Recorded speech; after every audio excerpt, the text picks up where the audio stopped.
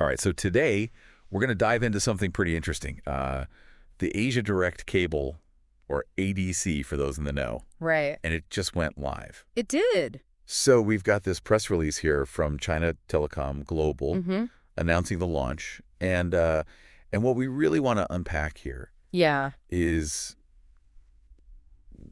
why this matters. Right. Like, why should we care Absolutely. that there's this new, cable under the sea? Yeah, a new piece of internet plumbing.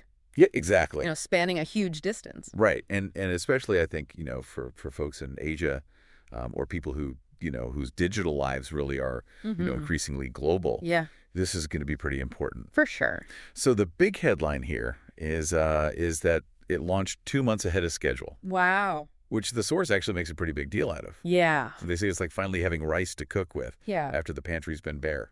I like that analogy. That really, I think that really drives home the point when you consider that for the last 8 years, there hasn't been a single new submarine cable that's been brought online in the Asia-Pacific region. 8 years. 8 years. Wow. Okay. So you think about how much our demand for data, how much we're using the internet, how much that's increased in that time. Right. Existing connections. The cables that were already there really being stretched thin. Oh, for sure. To their limit. Yeah, and you can imagine that, if it's 8 years and we're just now getting something new. Yeah. There's a lot of catching up to do. Absolutely. So something else that the press release kind of highlights is the role of China Telecom Global as a leader in this consortium that built the ADC. And it sounds like they weren't, just passively involved. Right. They were really active in working with all the different partners and suppliers to overcome like all these unexpected problems that came up. Yeah. Yeah. You always run into some kind of snag, right, when you're doing a project of this scale. Absolutely. It's a huge undertaking. It is. And to your point, it seems like that teamwork, that really proactive problem solving is a big part of why they were able to bring it online so early. Yeah, that early completion because of collaboration. I think that's a key takeaway here. Yeah, for sure. And, if we think about, what this means for you listening. Right. This isn't just about like, faster Netflix streaming or, quicker download. It's bigger than that. Right. The release really emphasizes, this idea that the ADC provides a really robust foundation for things like artificial intelligence, cloud computing, big data. And then that's where I think it starts to get really interesting. Yeah. Because, if you're interested in like the future of tech, right, those are like the core technologies. Those are the big ones. Right. Those are the ones that are really driving, so many of the advancements that we're seeing. And so more capacity, in a way, it's kind of simple. Right. Right. It's like more data can flow through. Better bandwidth. Right. Which means things can happen faster, things can happen more efficiently. Yeah.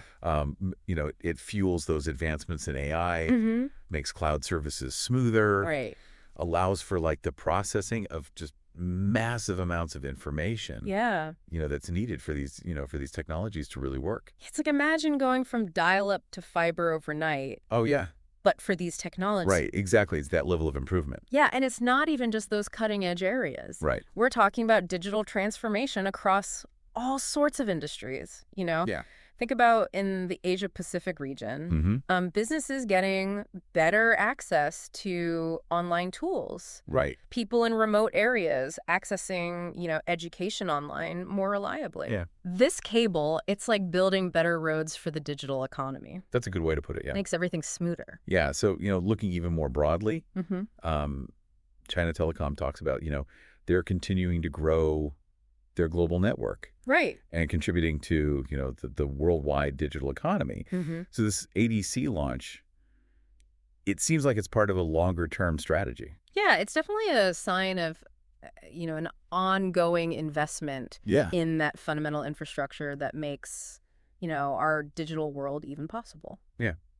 It's easy to take it for granted, I think. It is. But it's there. And it has to be built and maintained. Absolutely. And what's really significant, I think, is that, this new capacity, it directly addresses a real bottleneck Right. that's been impacting, the Asia-Pacific region for years. Oh, yeah, for sure. We talked about that 8-year gap. Right, exactly. And the fact that it launched early means that, it's providing that crucial support right when it's needed most. Right, at the right time. Right, exactly. They didn't wait. So for you listening, I think the key takeaway here is that, the ADC coming online early. Yeah. This isn't just some minor technical detail. No, it's a big deal. It's a significant boost in the underlying capacity. The foundation. Right, that powers all of these, technologies and digital advancements that, likely touch your life and your work in, really meaningful ways. For sure. It makes you wonder, this major increase in digital connectivity, now it's available. Yeah. What entirely new kinds of innovations, collaborations might emerge in the coming years that just weren't possible before? Right. Things that we can't even imagine yet because they were being held back by, limitations in internet capacity. Yeah, that's exciting to think about. It is. It's exciting to think about the possibilities that this unlocks. Yeah, definitely makes you wonder what the future holds. For sure. So much potential. Absolutely. Well, this has been really fascinating. Yeah, it's been a great conversation. Yeah, thanks for joining me. Anytime. And to everyone listening, thanks for tuning into The Deep Dive. See you next time.